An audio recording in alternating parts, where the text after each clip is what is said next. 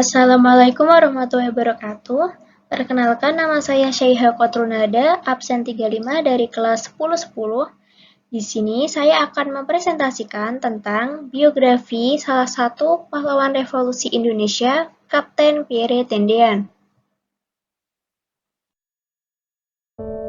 Pierre Andreas Tendean, atau kerap dikenal dengan Kapten Pierre Tendean. Beliau dilahirkan di Rumah Sakit Cipto Mangunkusumo, Jakarta pada tanggal 21 Februari 1939. Ia merupakan anak kedua dari 3 bersaudara sekaligus putra laki-laki satu-satunya dari keluarga Dr. Aurelius Lambert Tendean, seorang dokter jiwa asal Minahasa.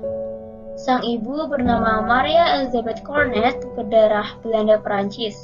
Ialah yang memberinya nama lengkap Pierre Andreas Tendean. Kapten Pierre Tendean bersekolah hingga tamat SMA di Semarang. Selanjutnya, ia masuk ke Akademi Teknik Angkatan Darat atau ATK di Bandung hingga lulus. Minatnya menjadi seorang intelijen membuatnya bersekolah lagi di Sekolah Intelijen di Kota Bogor waktu itu.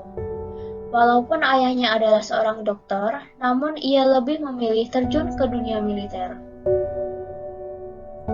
Pada tanggal 1 Oktober 1965, terjadi gerakan yang menewaskan pahlawan revolusi, yaitu pada waktu gerakan 30 September, PKI mendatangi rumah Kapten Pierre Tendean dengan berniat menculiknya.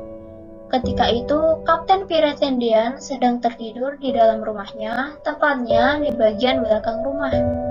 Lalu ia pun segera terbangun ketika mendengar suara ribut dan tembakan di bagian depan rumahnya. Pada waktu itu, ia tak bisa mengelak karena tak membawa senjata apapun. Akhirnya, karena kondisi rumah yang gelap, Kapten Pierre Tendean ditangkap oleh para PKI dari gerakan 30 September tersebut.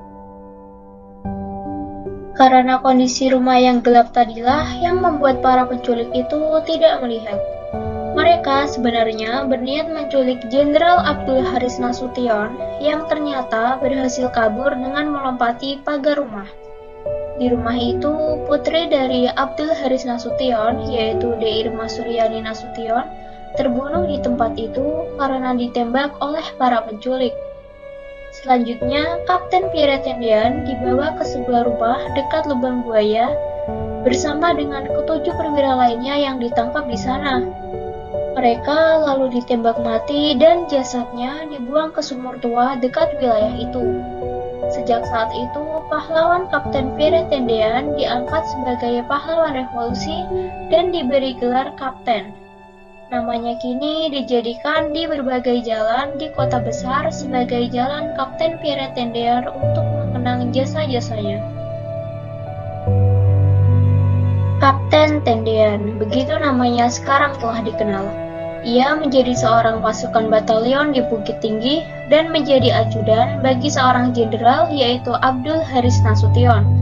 Ia ditugaskan oleh Badan Intelijen Indonesia untuk menjadi mata-mata di Malaysia karena pada waktu itu terjadi konfrontasi antara Indonesia dengan Malaysia akibat perebutan wilayah di perbatasan dan konflik pelanggaran batas negara yang dilakukan oleh Malaysia.